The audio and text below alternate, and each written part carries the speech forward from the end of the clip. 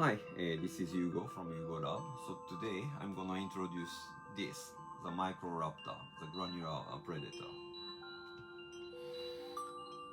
The Microraptor is a granular effect that captures sound, tears it apart into grain, and reconstruct those grains under chaotic fluctuation.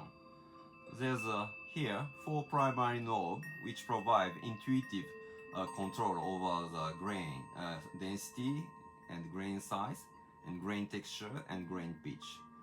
The function of these knobs can be reassigned through a combination of this alt button and the freeze switch, allowing access to a wide range of granular parameters. So Microraptor also generates chaotic CV and chaotic gate signals based on the Lorentz attractor. These signals can be routed internally or patched externally to modulate various parameters like density or size or the texture or pitch of the grains. And it can modulate various parameters producing unpredictable yet and organic sonic transformation. So the main 4 primary knobs are the density and the size and texture and the pitch. The density knob will control the density of the grain. If you turn fully counterclockwise, so the density of the grain will be very dense. If you turn clockwise, so the density of the grain will be very sparse. This knob controls the size of the grain. So if the knob is fully counterclockwise, the size of the grain is very short. And if you turn to clockwise, let's say 5 o'clock, so the size of the grain will be very long, as you can hear.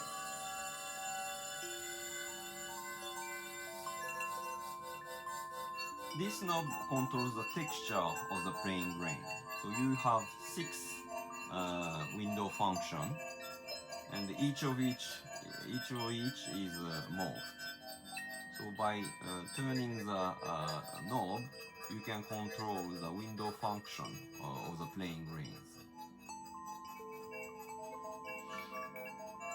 Here the last one is the pitch knob, meaning that you can change the pitch of the grains.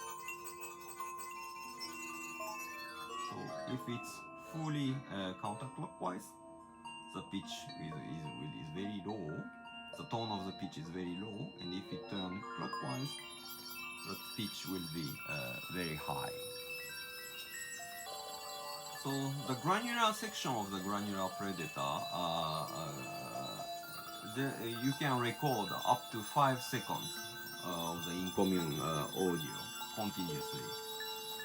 So as a new audio enters to the buffer, so all the audio is granularly replaced. So this freeze switch can stop the recording of the incoming audio. So if you freeze, the audio recording to the buffer will be stopped, and the content of the buffer will be completely locked. And if you turn off the freeze switch, so the recording to the buffer will be resumed again, as you can hear. So depending on the position of the freeze switch, you will have different mode with this alternating button. When the freeze switch is off and you press the alt button, the knob will become in a gliding mode. And the gliding mode is written here in the small letter on the panel. So let's say in the gliding mode, this knob will become a dry wet control. This knob will be a reverb control, and this one feedback control, and this one at the chaos control. So when the freeze switch is off, and if you press the alt button, so this become dry wet. So if you turn counterclockwise, so you will have 100% dry sound.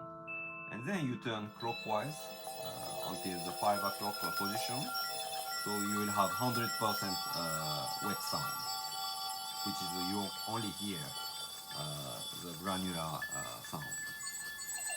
And then if you push on the center, so it will be a 50-50 dry sound and wet sound. This knob in the gliding mode will become the reverse knob. So when counterclockwise, so there will be no reverse, but if you turn clockwise, so you will have 100% reverb, as you can hear.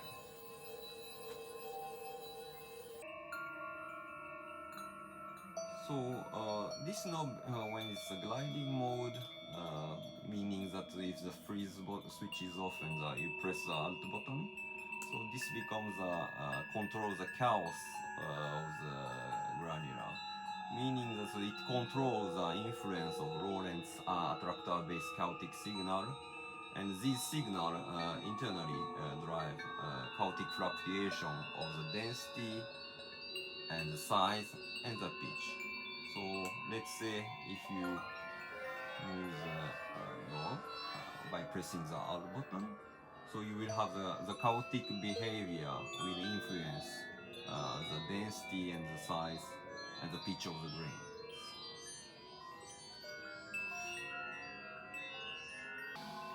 So in the gliding mode, the last one, so this knob will become the feedback knob. So when the freeze button is off, and we press the alt button and increase the fresh feedback. So as you can hear, so we'll have more complex feature of the granular effect, because the output of the granular, output coming sound from the granular effect will go back to the recording buffer. So you will have more complex. If it's fully counterclockwise, the feedback is totally zero, so it will come back as initial state. So when the freeze button switch is on and you press the alt button, this becomes in the instinct mode. So instinct mode will have four different features of this knob. So this knob, in the instinct mode, will be the absolute grain volume, meaning that you can control the grain volume, you can adjust the grain volume from minus 20 BD fully clockwise, counterclockwise, and plus 12 dB if it's fully clockwise. So in the instinct mode, so you need to be in the freeze. The freeze switch should be in the on position, and if you press the alt button, if you control the knob, so here, if it's clockwise, so you have maximum grain volume, and if it's counterclockwise, it will become the minimum grain volume. So this control is very important for reducing the clipping artifacts and excessive high frequency noise.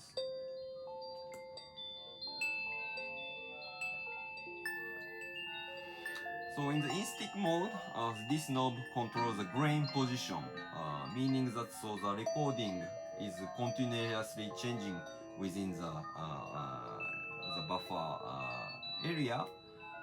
But so the playing position will change over time depending on the grain position. So this in the instinct mode, this knob will control the grain position, and so if it's counter clockwise at 5 o'clock, so the grain position is the same as the recording position right now. And then if you move clockwise, so the playing position will be different, will be far away from the recording position. So we'll have different texture of the granular sound.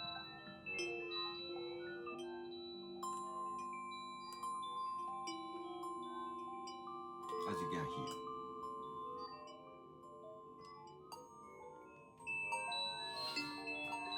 So in the instinct mode, so this knob will change the cutoff frequency of the feedback. So it controls the cutoff frequency from 10 Hz if it's counterclockwise, up to 2 kHz if it's when it's clockwise. So you can control the cutoff frequency of the internal high pass filter of the feedback, and then you can have different kind of granular effect by controlling the amount of the cutoff frequency. So let's say if you in the instinct mode, when the freeze button, freeze switch is on, and you press the alt button, so this will control the cutoff frequency. So if you put, let's say, in near 5 o'clock, so you will have a very you will have the cutoff frequency in very low frequency, meaning so almost any sound can pass through. So let's say you increase the feedback, so you have very, as you can hear, you have very complex granular sound. Okay, so you turn off the drain feedback. Okay, then you put the freeze switch on and out button, so it will be an instinct mode. Then this will be a cutoff. So if you put the cutoff frequency in a very high frequency part, so only the high frequency granular sound will be feedback to the recording buffer. So here I increase the granular feedback. So as you can see, only the high frequency granular sound is coming back again, and you only have very high frequency tone.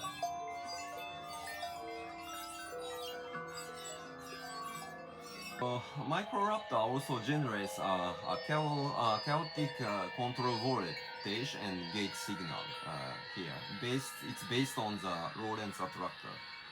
So this signal can be routed internally by using the chaos knob, or patch externally to modulate various parameters, let's say density or size or texture or pitch.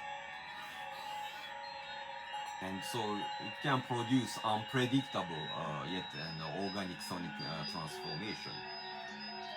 And the last, so this control voltage, I mean the maximum voltage of this chaos CV can be controlled by the instinct mode. So when the freeze switch is on and you press the alt button and you move this knob, so it will control the maximum voltage coming out from this chaos CV. So then, if it's fully clockwise, so it will the chaotic CV will give a maximum of 5 volts. Then you can attenuate by going to the center. Then it will be almost attenuated, and then if it's to the left hand side, it will be also give the maximum of the chaotic control voltage with different Lorentz function.